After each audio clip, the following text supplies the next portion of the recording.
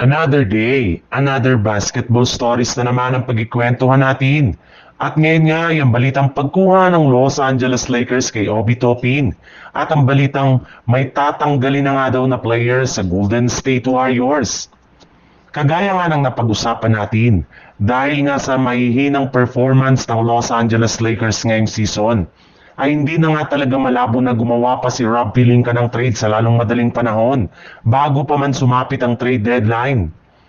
Napakalaki pa rin nga daw ng problema ngayon ng Lakers lalo na pagdating sa depensa na dapat nilang ayusin kung gusto man nila na maiwasan ang sunod-sunod na pagbagsak sa standing ng Western Conference. At bagamat man nga si Giannis Antetokounmpo ang pinakagustong makuha ng Lakers, ay may ilan pa rin naman ngang magagaling na player ngayon na madali nilang makuha sa isang trade katulad na lang ni Obi Toppin na makukuha nga ni Rob Pelinka sa pamamagitan ng isang blockbuster trade kasama ang kuponan ng Indiana Pacers.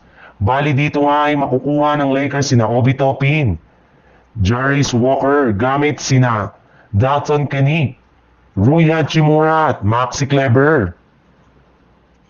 Sa ibang balita naman, mukhang ayaw talaga nga na umalis ng Golden State Warriors sa kanilang pwesto sa 8th seed ng Western Conference matapos sila na matalo kahapon laban sa Minnesota Timberwolves.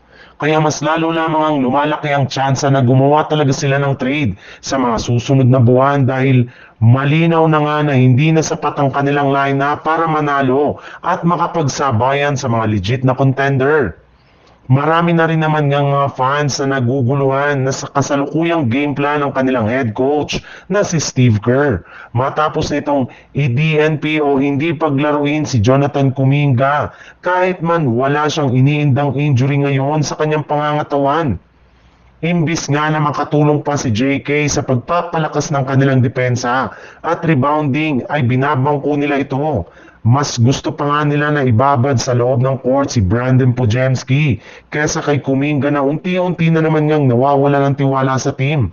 Kaya malaki nga ang posibilidad na mag-request na ito ng trade as soon as possible na siyang isa na namang problema sa kanilang prangkisa.